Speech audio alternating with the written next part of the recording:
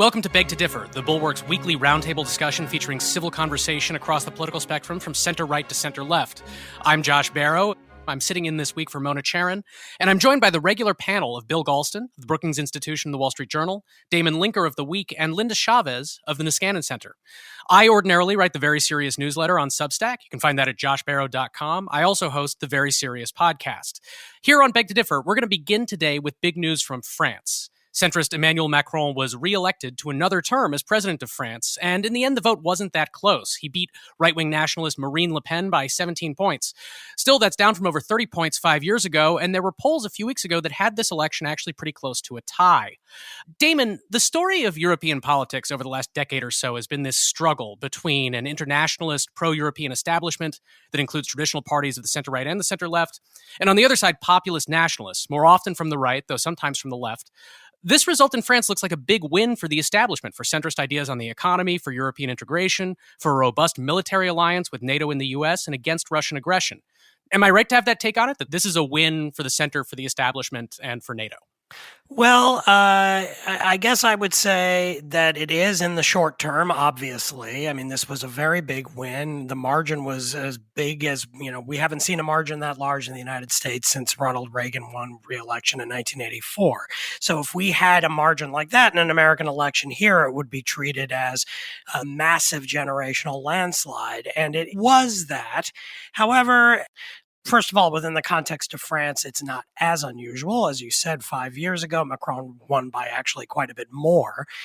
And all the way back to an earlier generation, there were even bigger landslides, like when Marie Le Pen's father was beaten by Jacques Chirac by about 60 points. So they do have landslides in France, partly as a result of what I think of as a not great electoral system that combines elements of parliamentary and presidential election, but that's sort of a side note. I would say that in the medium to long term, I don't really see this result as vindicating the center as much as some might say. Clearly, when you have Le Pen as the other person running and the other candidate is someone from the broad center, you can definitely do this move that we've seen in Israel and that we saw attempted in Hungary just last month, where you basically run an anyone but Le Pen campaign, and Macron benefited from that 5 years ago and yet again now, because that family name is kind of notorious in France with links all the way back to Vichy and with sort of neo-fascist ideas on immigration and other things. So you can definitely still win in the center if you're running against that, but it's also the case that Macron's party, En Marche, which means forward in English, isn't much of a party. It's sort of a personal brand for Macron. He cannot run again in 5 years. And the two more traditional long-term center-left and center-right party, the Republicans on the right and the Socialists on the left, have totally collapsed over the last 10 years. They got a combined 26% 5 years ago, which is way down by historic standards. And this time they combined polled only 7% in the first round of the vote. So what's going to happen 5 years from now? It's anyone's guess. It could well be that we end up with a far left and a far right candidate making it into the final vote, and then we'll be left with one or the other of those after the second round. So the populist struggle continues. In the short term, well done. In the longer term, we still have some work to do, I think. Bill, you also wrote on this week. I want to sound a couple of more positive notes than we got there from Damon, which is, first of all, this was a large margin, even if it wasn't as large. And leaders all around the world are playing a difficult hand right now. There are inflation problems in Europe. They haven't been as bad as they've been in the US, although they're more impacted by the Ukraine crisis and the fossil fuel effects of that. So the economy has been bad for approval ratings for politicians all over the world.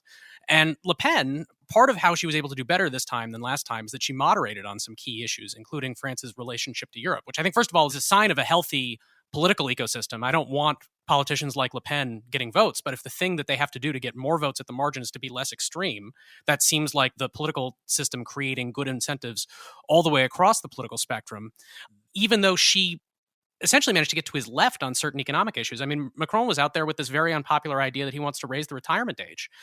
It's the sort of centrism that I think actually tends to push away voters rather than draw them in. That's not a broadly popular idea. It might be necessary. But I mean, in spite of all of that, we still saw this strong win, which I think he actually played this hand quite well given the circumstance that he was in, which is why I wouldn't have expected him to run up as romping a margin as he got 5 years ago. What's your take? Are you as sanguine about that? Macron has an opportunity. One of my reservations about the opportunity is that he has taken the entire responsibility on his own shoulders. As Damon pointed out, the traditional center-left and center-right parties in France, the socialists and the Republicans, have been destroyed. And so Macron is now functioning without a safety net. If he gets it wrong, and with a very personalistic legislative assemblage, not quite a party, behind him, France has no safety net. That worries me because if you take a longer view, over the past 10 years, support for both the far left and the far right have nearly doubled. In 2012, they totaled together 29% of the vote. This year, in the first round, they got 52%. The forces of the center are notably weaker than they were 10 years ago.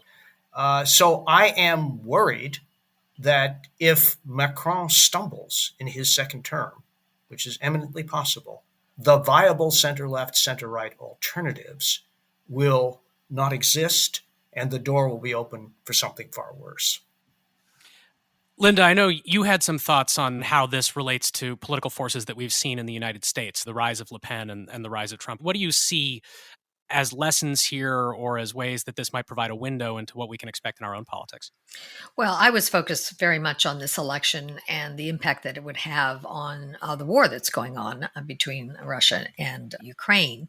Obviously, Marine Le Pen's pledge to pull out of NATO would have been a disaster. And so I was very concerned about that. But you're right. My main interest in what is going on, not just in France, but throughout Europe, is the rise of populism, much of it in response to anti-immigrant, anti-refugee policies in those countries. And it was the thing that propelled Donald Trump to the nomination in the Republican Party here. The Republican Party in the United States continues to push the immigration issue. We see it even this last week with Governor Abbott in Texas, Governor DeSantis raising this issue. Ohio, which is, as far as I know, not moved geographically, is not a border state. Apparently, illegal immigration and the influx of illegal immigrants seems to be the thing that's roiling that. So it was encouraging that in the midst of the greatest refugee crisis that we have seen since the Second World War, with millions, literally millions of refugees spilling over from Ukraine into their neighboring countries, that we did not see this kind of reaction. And it did not seem to foment that anti-immigrant, xenophobic kind of fear that has really propelled the far right in Europe. So I think that was good news. Now, the left will look at that and see the message that as long as the refugees that are coming across borders have blonde hair and blue eyes, they will be welcomed. If they are darker, they will not. I'm not so sure that is the issue. I do think that there is a big difference when you have refugees coming over, particularly from the Middle East, from Muslim countries, with very, very different cultures, that it is harder to assimilate them. And Europe does not have a great history in assimilation. But all of that is to say that Marine Le Pen was not able to take the kind of message that her father has taken, that she's used in the past, and be able to turn this into a winning issue for her this time around. Doesn't mean it won't happen in the future. And it could very well be that even though the Ukrainians are being welcomed throughout Europe, and certainly in Eastern Europe, where they're obviously coming in greater numbers, that may not stand. It depends on how long the war goes on. It depends on what kinds of economic pressures are put to bear because of refugees in those countries. I mean, Poland, for example, has just a huge number of people to deal with, and it is going to put enormous strains on that country. So I think we watch what happened in France. We breathe a little sigh of relief that it didn't go badly, but doesn't mean that the era of anti-immigrant, anti-refugee sentiment that has really given rise to the populist movement around the world is over yet. I think it's a really interesting parallel, the centrality of immigration in populist movements in both Europe and the US, even though I think the underlying immigration politics are, for some of the reasons you noted, Linda, quite different in the two places. I mean, the US has this very long tradition of immigration. Public opinion has actually moved significantly in a pro-immigration direction over the last 30 years or so. In the 1990s, people would tell pollsters much more that they wanted less immigration to the US. Now they're more open to higher immigration levels. There's a lot of cultural commonality between the US and some of the countries in Latin America that are major drivers of immigration to the US, more so than the major drivers of immigration to Europe. The flip side of that is that European establishment politicians have really responded to those concerns by moving significantly to the right on immigration. I mean, part of how Macron won this election against Marine Le Pen was that he became significantly more of a hardliner on immigration, not to the extent that she is, but it was sort of acknowledging that aspect of public opinion and moving to do it. I mean, David Frum's line is always that, either you can enforce immigration law or let fascists get in and do it for you. And so in the US, Damon, what I feel like I haven't seen is any of that shift in the Democratic Party, which is a little frustrating, in part because they would not have to go nearly as far as someone like Emmanuel Macron has to go. There is not overwhelming demand for the Stephen Miller immigration policies that would have sharp reductions in legal immigration to the US. But I think there is a demand for order at the border, for actual enforcement of our immigration laws so that the people who are immigrating to the US are the people that by public policy we decided should be immigrating to the US. And I feel like there just hasn't been an effort to show a commitment to that in the way that there was to a significant extent during the Obama administration. It feels like that shift that establishment politicians have made in Europe, you're not even seeing a much smaller version of that from Democrats here in the US.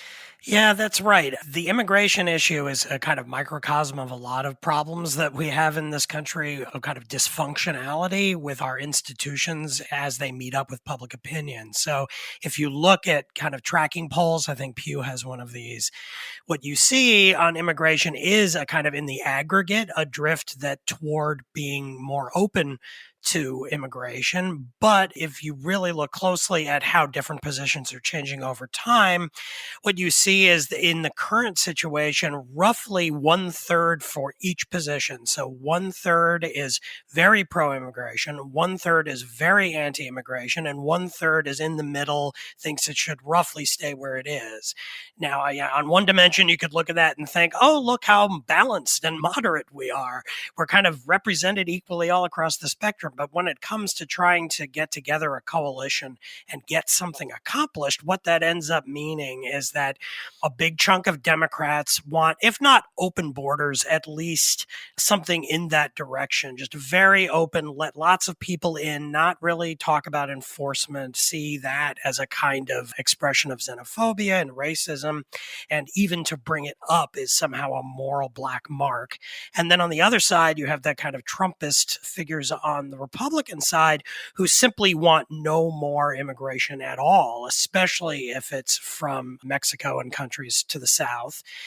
And even at the furthest extreme, some people who would like to deport the ones who are here. And then in the middle, you have, kind of probably a lot of Americans who don't really think about the issue that much. But if they're kind of cornered on a telephone call and asked what they think, they're like, nah, yeah, immigration, that, overall, that's pretty good. That's fine. But they're not committed. But the problem is that the two other factions on the left and the right are far more committed to the issue. And so what you end up with is deadlock that just can't get anything done. And I think we've seen that play out repeatedly over and over again from the kind of post-2012 moratorium or memo that passed around on the right that almost led to, bills being passed in Congress and Obama signing them, that falling apart, and then the entire move toward Trump running on that issue right at the center of his campaign as a kind of statement that we will never let them make a deal. Marco Rubio's ambitions for the presidency were scuttled for at least a decade because of being involved in that move that was toward toward some kind of a settlement on this issue and would involve some kind of amnesty. A large portion of Republicans just absolutely will not compromise on that issue. So it is true that where we seem to be sort of stuck, and just as the Republicans won't budge on it, similarly as you kind of queued me up, the Democrats don't seem particularly eager to do any moderation of their own from the other direction because their most passionate faction on the issue wants the opposite. Bill, I know you want to make a point, but we're going to take a quick break and then I'll come back to you. People say puffiness and bags under the eyes are the hardest things to get rid of. Until now. Introducing Genucel, plant stem cell therapy. Some studies show that plant stem cell therapy can help target eye puffiness and bags. Due to new technology, Genucel is an incredibly powerful natural serum. And with its instant effects, it's guaranteed to show results in as little as 12 hours or your money back. That's right. Some users saw results in only 12 hours with dramatic improvement in 2 weeks. Look, I used to be skeptical about all of these things. What can a lotion do for you? But maybe I was kidding myself because I have been using this and I can say that when you put it on, the skin around your eyes does begin to feel a little firmer, a little bit better. It's a pleasant sensation and I'm really enjoying that eye cream, and I'm actually using a bunch of their products and the eye cream is great. Now, Genucel contains 8 extra ingredients and uses plant stem cell technology to help get longer lasting and brilliant results. Go to Genucel.com/beg-to-differ right now and try risk-free. You can say goodbye to puffiness and bags today. Order right now with our special code BEG-to-differ and get an instant 10% off your order. Genucel promises the best skincare, best results, or your money back. Go to Genucel.com/bulwark, Genucel.com/bulwark. Okay, Bill Galston, you're up. Well, here's a thought experiment for you. In 2013, the Gang of Eight bill got all 54 Democratic senators on board, along with 14 Republicans. If that same bill were put on the floor of the Senate today, I suspect that support for it would be in the single digits. And that's how much the two parties have drifted in opposite directions during this 10-year period. Really, you think you couldn't even get a significant number of Democrats to support it? What, because Not anymore. Because of the border enforcement provisions? Yes. Yeah. Yes. It's interesting because right now there's actually, in theory, a conversation happening in the Senate about a possible immigration policy compromise that's driven a little bit by the changing political environment. One of the new focuses when we talk about immigration in the U.S. is inflation and the labor shortage. And do we need more visas for guest workers? Do we need more legal immigration overall to address the fact that businesses are having such difficulty hiring and staffing up right now? And so you have Senator Tom Tillis, a Republican from North Carolina, who's not an especially moderate Republican, in theory working with Democrats on a compromise proposal on that. Now, Bill, for some of the reasons you suggest, I'm really skeptical that that can move through Congress. I'm just a little surprised at the sort of muscle memory about, there's sort of a list of things that when the parties need to try to find something to do together where there's more overlap. Immigration reform used to be something that was on that list, but it felt like Donald Trump really identified that it was improperly on the list, that was not the place where there was a voter groundswell for the particular kind of compromise that you could get out of the center. And so I'm just, I'm wondering what you make of the fact that that's in theory on the agenda this week. Yeah, in theory. And I wish them well, but I'll believe it when I see it. Among many Democrats, setting aside the border security issues, the idea of moving away from family reunification as the centerpiece of immigration policy towards a more economically based policy, which Canada adopted to its great benefit about a generation ago, that idea is anathema. And programs of guest workers, however you want to dress it up, are equally unpopular. And it is possible, I suppose, that if there were an agreement at the elite level, an agreement between the president and Mitch McConnell to create a zone of possibility for a serious conversation about a compromise, something might happen. But I am very skeptical that the senators can get together and try to work this issue bottom up without the buy-in of their respective leaders. Linda, before we break, I want to get your thoughts on that. Go ahead. I think Bill is on the whole right. On the other hand, I think the big mistake, and it is a mistake that goes back to the George W. Bush era, is the idea of comprehensive immigration reform. I do not think there is a comprehensive immigration reform bill that could pass anytime soon. I mean, there just isn't. So then the question is, how do you break it up? Tom Tillis is not pushing this idea because he's suddenly gotten religion on immigration and thinks immigrants are great for the country and we need more of them. This is based on his representing an agricultural state, a state that has lots of poultry farms, that has lots of other kinds of farms, and that needs workers. And so I think you're going to see pieces of immigration legislation that do have a chance of getting support.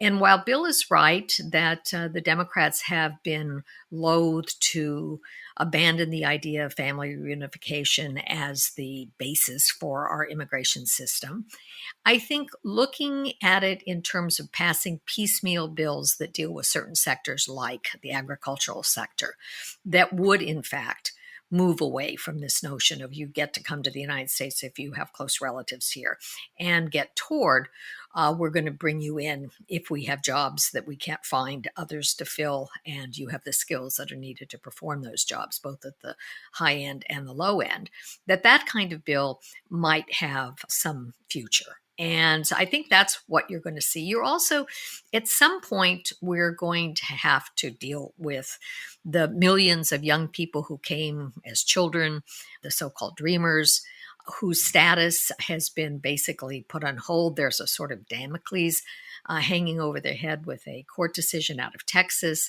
that could, in fact, upend their status here. The administration has been busy trying to deal with that by writing actual regulations having to do with adjustment of status for these young people. But if something does not pass muster, if you don't see the decision which the Supreme Court bounced back to the Texas District Court, if the judge in that decision ends up saying that what the administration is doing on the Administrative Procedures Act is not sufficient, you could end up having a real crisis with lots of young people who are gainfully employed, who've gone to not just high school, but many of them to college, who are filling jobs as nurses, as doctors, and other very necessary jobs in our society, that they could end up finding their status no longer secure. And then we're faced with, do we really want to deport these kids? Mm-hmm. So I do think there are some compromises that can be reached, but I don't think it's going to be the kind of overall grand immigration reform that I've been advocating for 30 years or more. And that, I think probably does not have the support of enough Republicans ever to be able to pass. And even Democrats would not favor the kind of skills-based approach that I think we need to move forward to in the future. We're going to talk about Twitter and Elon Musk in a moment. But before we go to that, Bill, I want to ask about something that you mentioned in your column, because you're somewhat pessimistic about European politics and the center.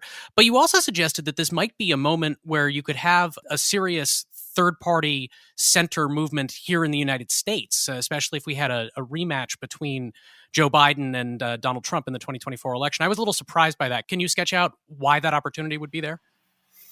Yeah, it's quite simple.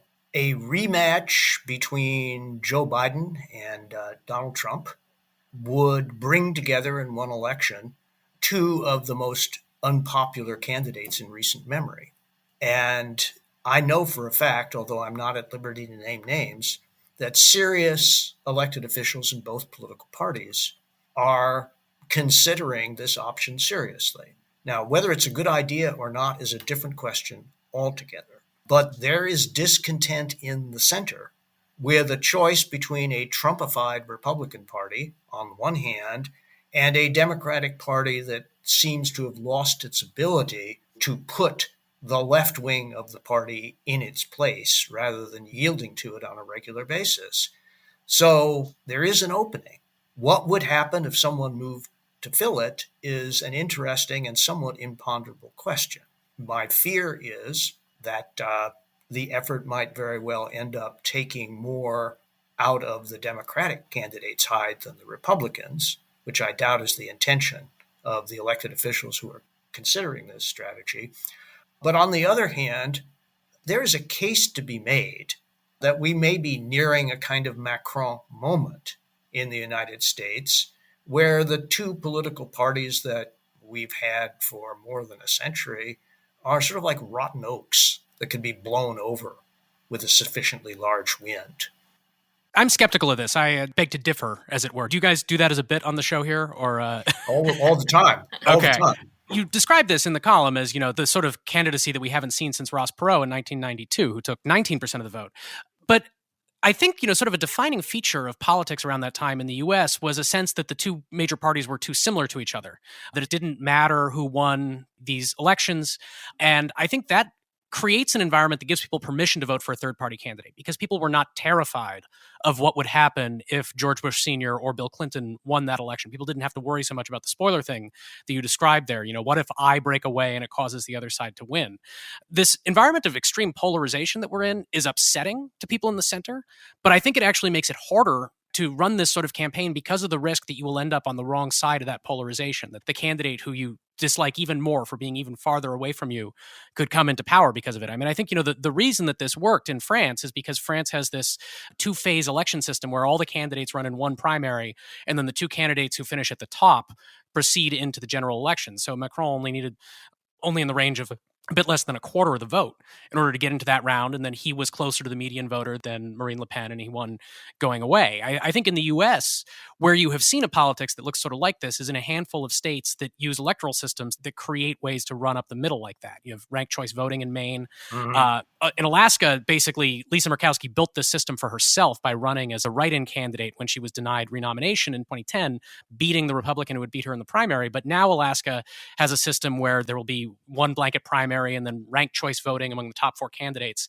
And so you have a handful of states that create a way for people to run up the center and try to win that way. You even see Senator Bill Cassidy from Louisiana moderating to a significant extent in advance of what's likely to be a run for governor, where it could be advantageous to him to be a Republican, but not as conservative as the other Republicans, because Louisiana uses a system like this. So I think, if we rolled that out in more states, we could have a more vital center. I mean, you have a number of these senators in the middle of the United States Senate who, in a more parliamentary system, they would rule the day. You would basically have Prime Minister Lisa Murkowski at the head of a coalition building up a majority by coming in from the center. But I don't think the U.S. electoral system is built for that. It traps people in the two political parties for better or for worse. And if you're going to try to move to the center, you sort of have to do it from within one of those two political parties.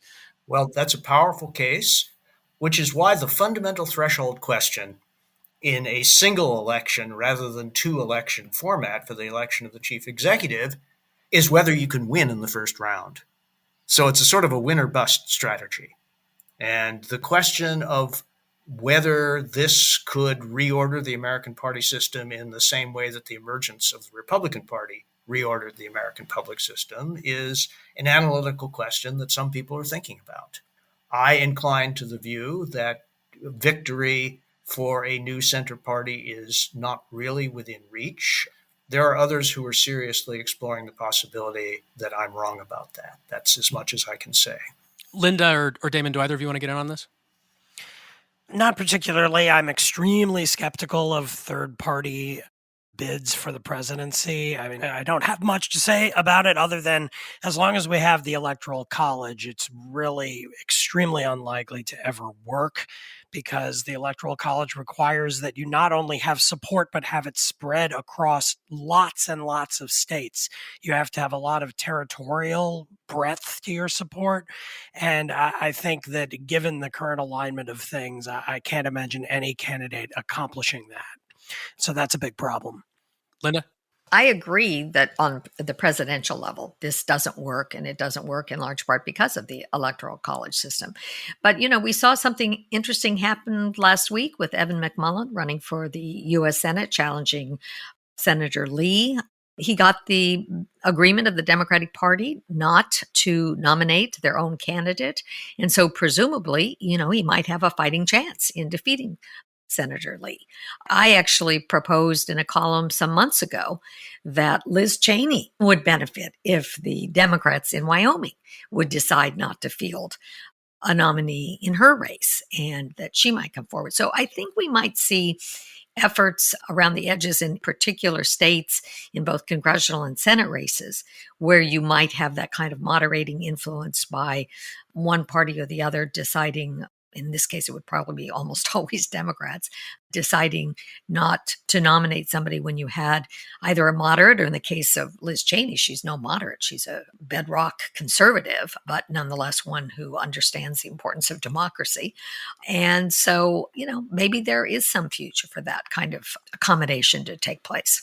Notably, there is a little bit of room for that in Wyoming, which has an open primary system. Anyone can vote in the Republican primary. Correct. And there was an effort to change the law about that to basically make it harder for Liz Cheney to win again, because Democrats, if they don't want her replaced by someone who's in line with Trump, they can vote in that Republican primary. The state legislature did not intervene to change that. So there is that little opportunity there in Wyoming. I want to take a quick break, and then we will come back and talk about Twitter. If you're like me, you share your home not just with humans, but with animal friends. And while they're wonderful companions, they also have odors, they have dander, they have hair. Well, let me talk to you about Eden Pure Thunderstorm air purifiers.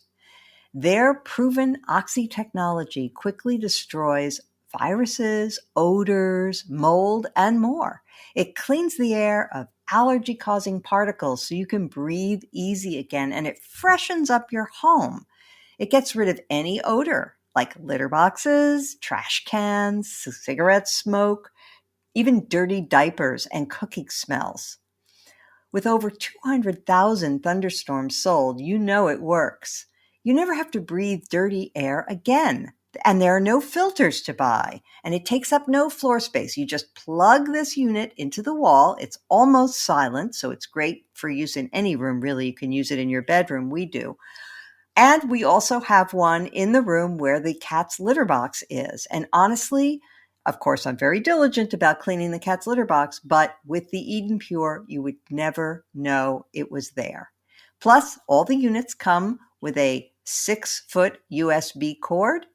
And so they are compact, great for traveling. You can use it in hotel rooms or wherever you might be going. So go to EdenPureDeals.com, enter the discount code MONA3 to save $200. That's 3 thunderstorm air purifiers for under $200. Shipping is free. We are back on Beg to Differ. The other big piece of news to talk about this week, Elon Musk's offer to buy out Twitter has been accepted. And a lot of people have a lot of opinions about this. You see conservatives who are really, in some cases, overjoyed about it. They have a lot of complaints about the way Twitter has done moderation in terms of what content it allows, what people it's kicked off. Elon Musk's talking points are very big on that he wants more free speech on Twitter. Conservatives particularly complain, and I think complain for good reason, about the suppression of the New York Post's coverage of what really does seem to have been Hunter Biden's laptop in the last days of the 2020 campaign. The Twitter actually for a time made it impossible to even share a link to that story, on the claim that it was some sort of, hacked material Russian op. But that's not a standard that Twitter has applied uniformly across its platform. There's other news stories like ProPublica got all those tax records of the wealthiest Americans. Those were illegally released, and Twitter, I think quite appropriately, has allowed people to talk about that on there because it's news. And so you have this sense among conservatives essentially that Twitter has had its thumb on the scale. Of course, a lot of liberals are very upset about the Musk purchase. They're very concerned about harassment and abuse on the platform, about right-wing extremism. They're concerned that Donald Trump will be allowed back on platform. And then, of course, you have these concerns about billionaire control of the information ecosystem, although I think it's important to note there are already a lot of other billionaires with major footprints in this space, including Jeff Bezos and Mike Bloomberg, who have not drawn quite the same level of outrage. Damon, how does this matter? Are we going to notice that Elon Musk is in charge at Twitter? Are people on Twitter going to notice? And are normal Americans who don't use Twitter, are they going to notice?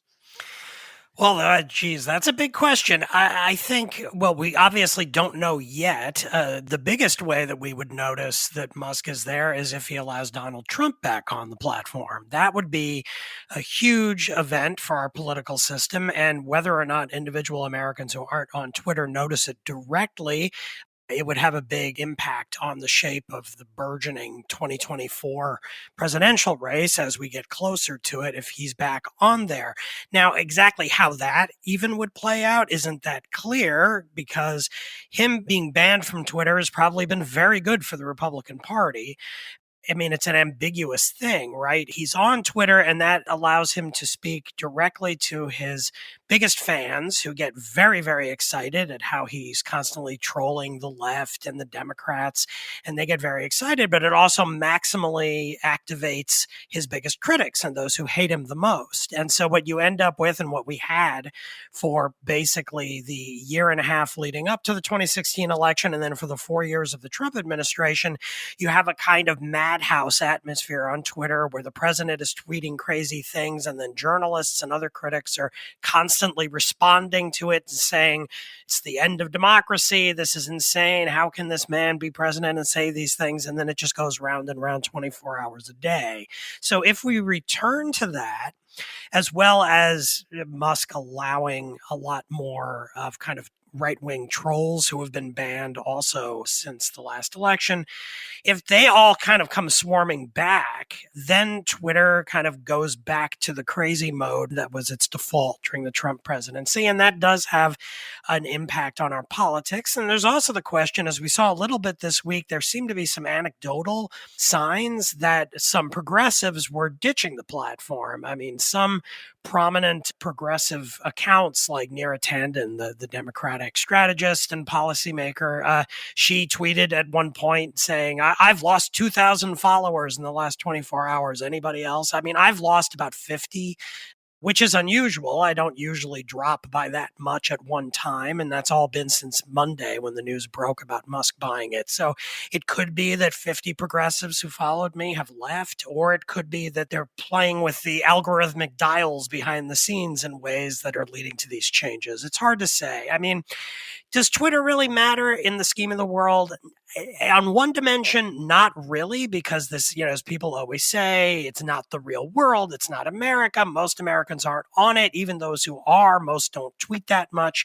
It's not one of the world's top 10 largest social media platforms. No. It has much less reach than TikTok or Facebook. That's right. But the people it reaches are influential. Exactly. Just as in the 1970s, the little public interest journal that was started by Irving Kristol and Daniel Bell was only read by around 1,000 people. But those 1,000 people were incredibly influential within Washington and within the political system. And it punched hugely above its weight because most of those people who read it, each one of whom had a lot of influence. So similarly, on Twitter, what you're seeing if you sit on it and you mostly follow journalists and other kind of high information people in our country is a kind of conversation among elites, and they kind of amongst themselves argue about stuff and decide what's important in a way that has tons of second order knock-on effects for what journalists cover, what politicians think is important, what they say,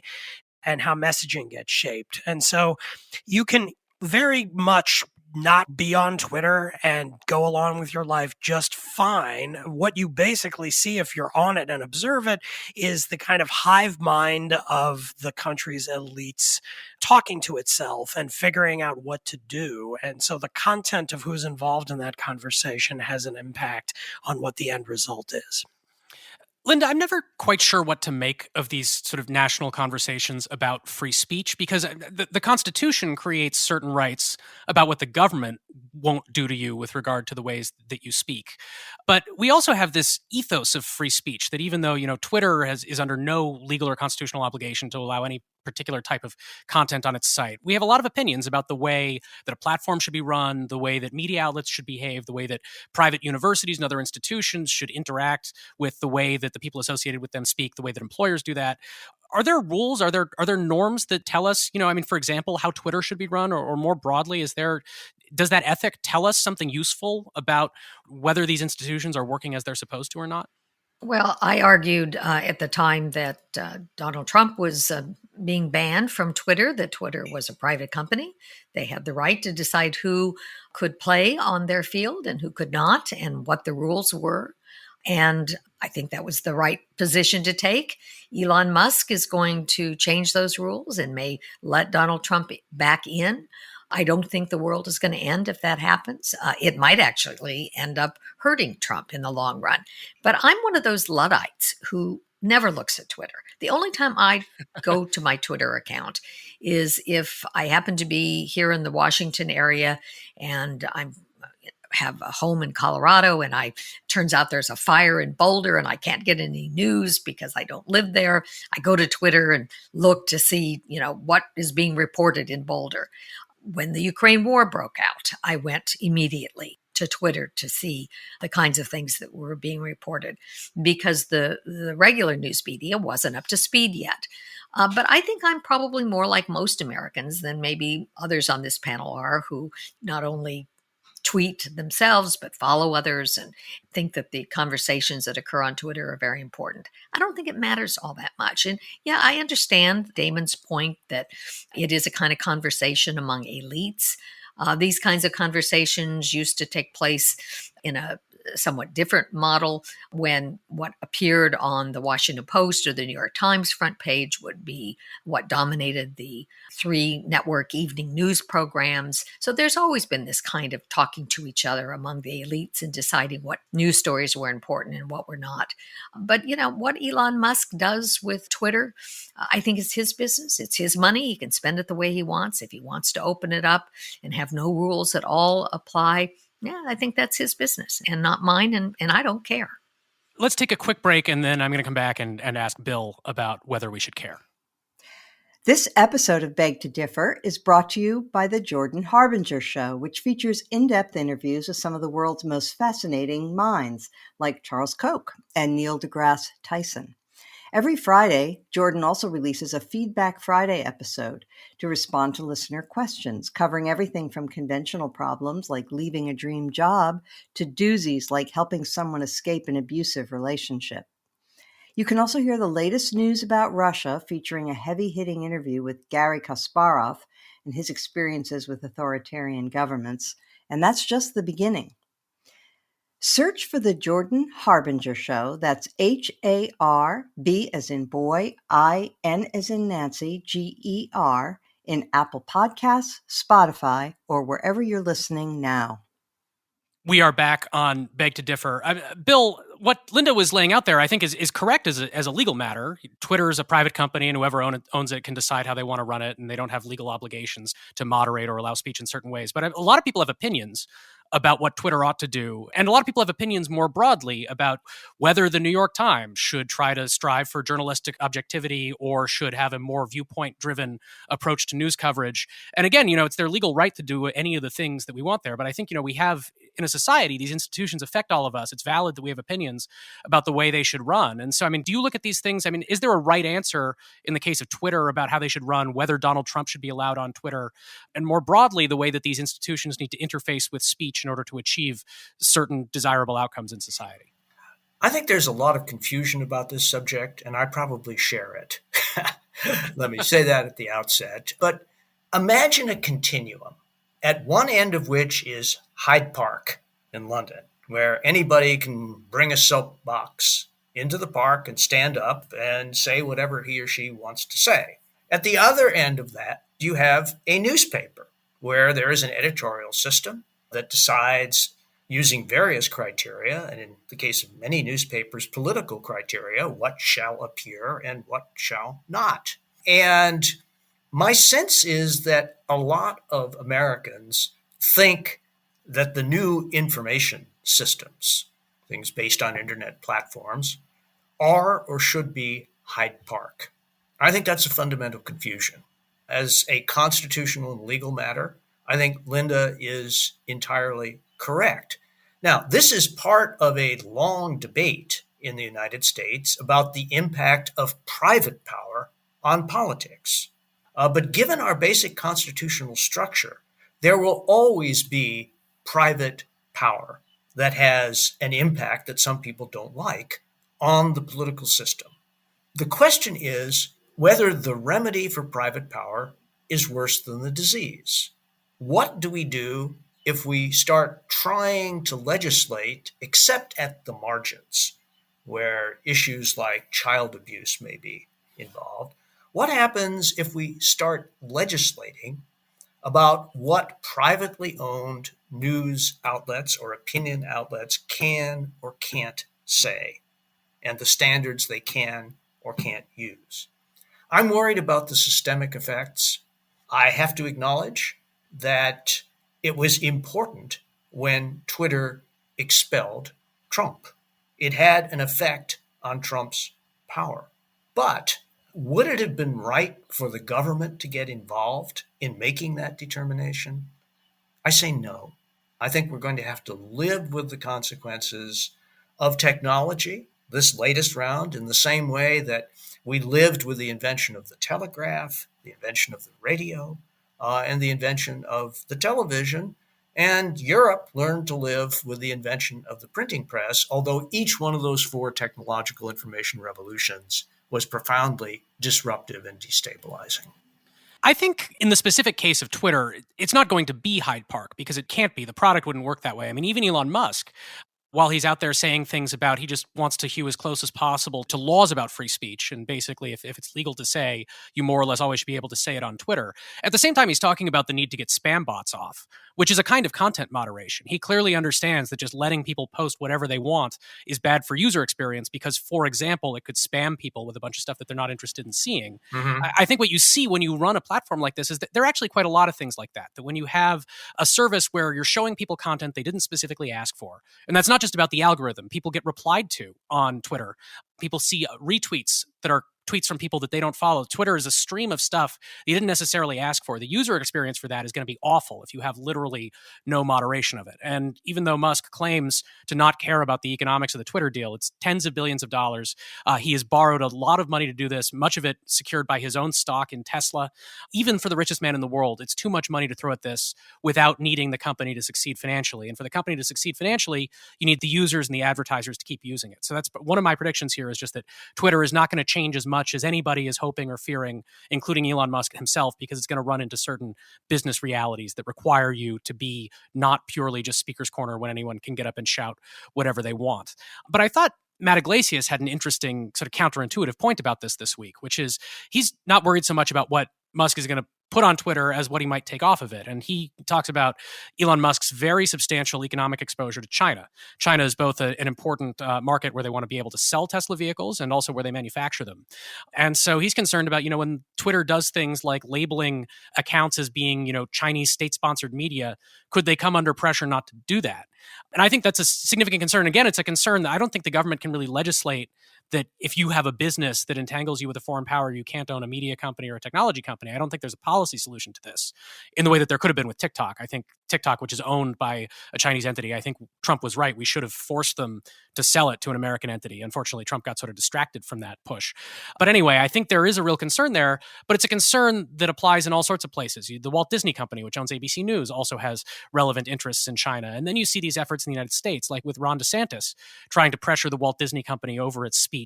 So in theory, you could have, one problem when you have these media companies that are associated with other large businesses, either directly or through their ownership by people who own large businesses, is you get that political pressure. Damon, I don't know what there is to be done about that, either in the Musk case, which again remains completely theoretical. I don't think we've seen any sign that he's going to, specifically with regard to Twitter, do any sort of bidding of the Chinese Communist Party.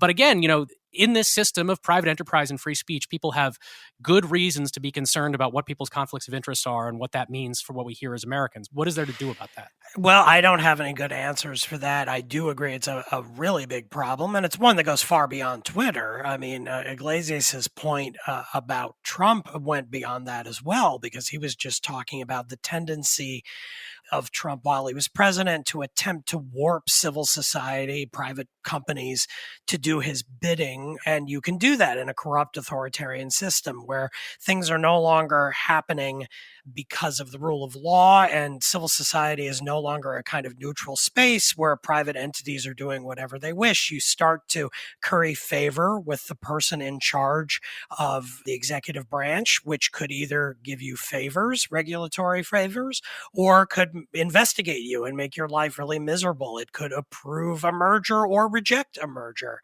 It could haul you into court and impose massive fines on you. There are all kinds of ways in which the private sector intersects with government, that if you have a bad actor at the top who is interested in using that power to manipulate media coverage of him or to do harm to his enemies politically, that's what gives you a corrupt authoritarian system. And Trump tried to do that in his usual sort of inept way, fumbling way. It had some effects, but if he manages to win again, he will probably be emboldened in that. And we already see other Republicans like DeSantis with Disney experimenting with this kind of thing, deciding, well, Disney's taken the wrong side of this culture war argument against me, and so I will now make their lives more difficult. I will remove tax advantages that they have.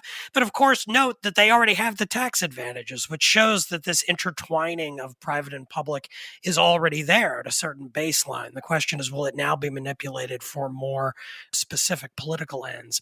If there's one brief point I could make, just looping back to Twitter, though, I just want to make sure it at least gets put on the table, has to do with the issue of these algorithms that we've mentioned a few times but not really talked about. It is the case that if Musk takes over Twitter and tries to drop the content moderation that they've been doing, especially since the last election, and he does not change the way the algorithms function, the place will indeed become pretty intolerably bad. And that's because the algorithm as it functions now tends to highlight kind of outlier positions. So if 10 people are talking about COVID and 9 of them are just repeating the kind of Faucian conventional wisdom that vaccines are good and you should wear masks on planes even if there's no mandate for it and so forth. And then one of those people is saying, actually, if you get another booster, it's going to kill you. And you say all kinds of bizarre off the wall conspiracy theories. That tweet will tend to be promoted more heavily than the other more standard ones. And that's how we get this kind of extremism breeding on Twitter, where like people come in on the political extremes, whether it's political or epistemological extremes, and start tweeting off the wall stuff. And it's not that, they're going to end up as the most promoted tweet on Twitter, but relative to the other tweets, you will get more visibility than if you do the more standard position. And so Twitter does this in order to increase engagement, which then they can use to sell advertising. So if you do what Musk says he wants to do and you get rid of a lot of, not all of, but you get less content moderation, which Twitter has been using to balance out the misery of being on the platform with that algorithm, what you're going to end up with is just the misery with none of the counteracting kind of manipulation of what you see. And so he would have to adjust the algorithm and actually make it a little bit more like a kind of public service company where, maybe he could experiment with a subscription model where you pay a certain amount of money and then your feed will actually be less obnoxious than it has until now. I'd note a couple of things. One is you can turn the algorithm off. You can set it so it just shows you the most recent tweets from the people that you follow. Now, that doesn't mean that the algorithm doesn't matter, because other people who are getting that view that's serving them up the red meat, it gets to them and then they retweet it or they like it or they talk about it. And then that just increases the likelihood that it's going to get around to you some other more organic way. So the algorithm matters. But again, I go back to the business issue, which is that this is a really expensive acquisition, even for Elon Musk. He needs billions of dollars every year to service the debt that he's taking out to make this acquisition. He needs it to make money. And so advertisers like engagement, but they don't like the exact sort of extreme content that you described there. It's bad for their brands. And the Twitter user base also skews relatively to the left of the center in the United States. So if Elon Musk does a bunch of things at Twitter that alienate the advertisers, that alienate the user base, it's going to cost him money that he can't actually afford to lose, even though he is so rich. Again, I just think that's a moderating force here, that he can't really break Twitter in that way, or if he does, it's going to cost him a lot of money. Yeah, no, I agree. And it could be that the confluence of all of these influences could end up being for the best for the platform. It's just that it is a complicated question about exactly how you make it better. Right. Let's take a quick break and then we'll come back into our highlights and lowlights of the week. Well, it is spring, and that means outdoor grilling. But you know what? You don't even have to grill outdoors. So we have these Omaha steaks, the small fillets in our freezer. I defrosted them and I made them on our cast iron skillet. And I have to tell you, they were melt in your mouth tender. They were so wonderful. And yes, it's great to grill outside, but when it's pouring, it's good to know you can still have your Omaha steaks even inside on your stovetop. So let Omaha Steaks make it easy to stock up on all your favorites. Visit omahasteaks.com, enter Beg to Differ into the search bar, and order the Spring Grill Pack today. You'll save over 50%. Plus, you'll get 4 Omaha Steak burgers and 4 boneless chicken breasts free with your order. This package has it all, from the butcher-cut filet mignon to the delicious caramel apple tartlets. Omaha Steaks delivers perfection in every single bite, every single time, and they back each order with their 100% satisfaction guarantee. Visit omahasteaks.com, type keyword beg to differ in the search bar, and order today. There's a reason why Omaha Steaks have been the leader of gourmet steaks and food for over a century. No one, I mean no one, comes close to matching the flavor, tenderness, and value of Omaha Steaks.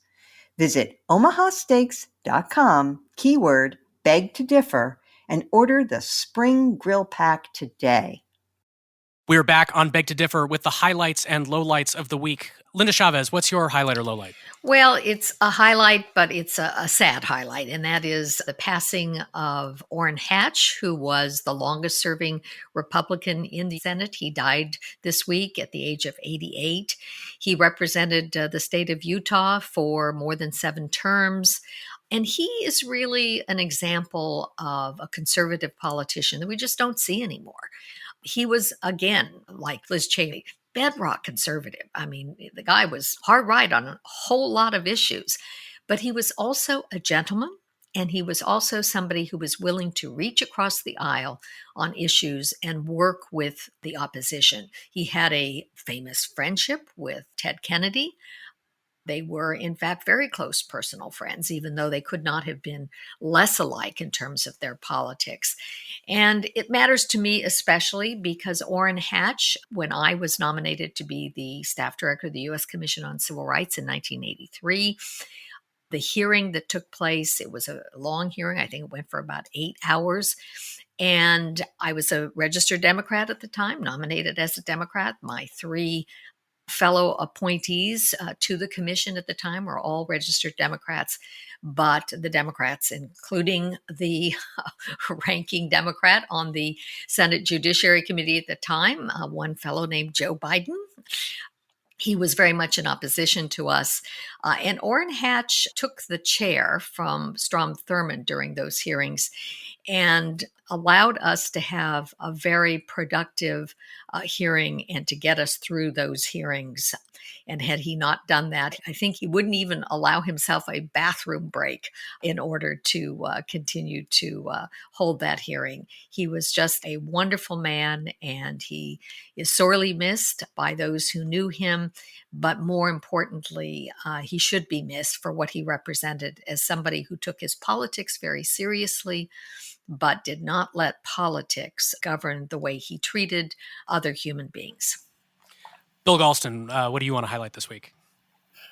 Well, in the 19th century, liberalism and nationalism were often twinned. In the 20th century, liberalism was more frequently associated with a kind of internationalism or even universalism.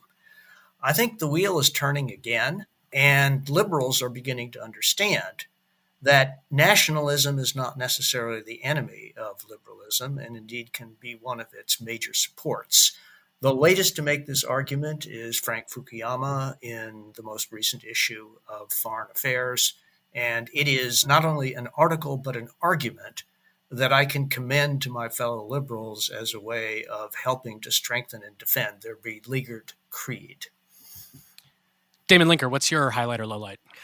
Well, this week I'm going to cheat a little bit and not just focus on one item that I've read that I thought was worth reading, but actually on a writer who's been on a good roll lately.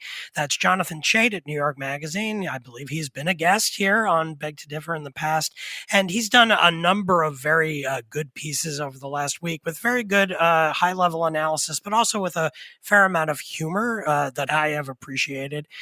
in some of them. I'll just highlight by naming the titles, 3 of them. One is, in DeSantis's Banana Republic, corporations must support the party. Urbanism in Florida. That was a very good piece in New York Magazine. Then another one, political correctness is losing, how the Democratic Party fought back against illiberalism. And definitely the most amusing and witty of them, just earlier this week, Madison Cawthorn is trying to commit every possible scandal, the Republican congressman's inspiring quest to shoot the moon. That one is especially amusing because Cawthorn has been in the news, not just frequently, but it seems almost every single day over the last few weeks with a different kind of scandal. Sometimes he's caught with a loaded firearm at the gate at an airport. And then at other times he's photographed wearing lingerie with women at what looks like a sex party of some kind. He looks like he's having a lot of fun in some of them and looks pretty miserable in others. I'm not really sure what's going on. That was, in fact, a scavenger hunt on a Royal Caribbean cruise called the Quest Scavenger Hunt. Oh, was it really? We figured that photo is not from a sex party. It is, in fact, from like an extremely middle American institution. Very interesting. But he was in lingerie. He was in lingerie, and for a party that makes a lot about gender and transgenderism and demonizing a lot of that stuff, it was at least amusing to see his picture there. Wearing lingerie and surrounded by 2 smiling women. So Madison seems to be doing something. I'm not really sure if I would say he's doing it right, but Chade has a very amusing take on it in New York Magazine. He's been good lately. My highlight for this week is about the weather. It's warming up. We're getting, I mean, it's been spring for a while, but in the New York area where I live, it's finally actually starting to feel like spring. And part of why I like this time of year is I'm a big cocktail fan. And as the weather warms up, that's an excuse for me to start making sour drinks again. In the winter, I'll tend to drink martinis and Manhattans, other things that are really spirit forward. But as the weather warms up, you can, get out and juice your limes and lemons and use some syrups and liquors and make some delicious drinks. Now, the most popular sour drink by far in the United States, I believe, is the margarita. People drink margaritas all summer, and I like a good margarita, but I would encourage people to look out a little bit, try some new options there, because I think that people, they sort of get in that margarita mode. There are a lot of really other great things that you can make with rum or gin or other spirits. I'm particularly partial to a Mai Tai.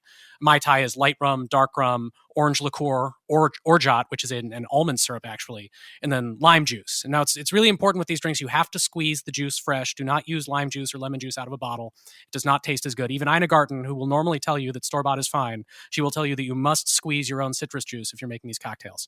But it's just a delightful late spring or summer drink. It really makes me feel like I'm back in Hawaii without actually having to go there.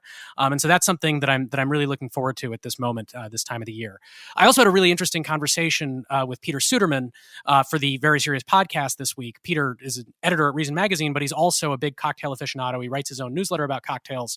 And we had a really interesting conversation that got me some new tips that are going to influence a little bit the way I make those sour drinks this summer, try to up the flavor for those a little bit. So that's made me extra excited for that.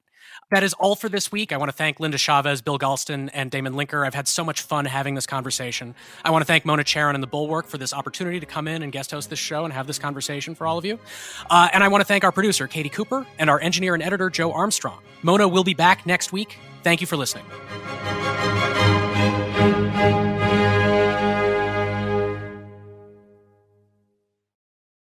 Just Getting Started with Susie Schuster has stories of humble beginnings and humbling moments from inspiring people. Angela Kinsey. Listen, I was on set one day on The Office, and I was like, we were talking about what's your good side, and I said, there's nothing really to that, right? That's like, no, there is. And our camera operator, Matt Sohm, that I had known for 8 years, and I go, Matt, what's my side? He was like, this side. I was like, seriously? He goes, yeah. He goes, I always try to frame you that way. I was like, why didn't you tell me 7 years ago? The new Just Getting Started with Susie Schuster. Listen wherever you get your podcasts.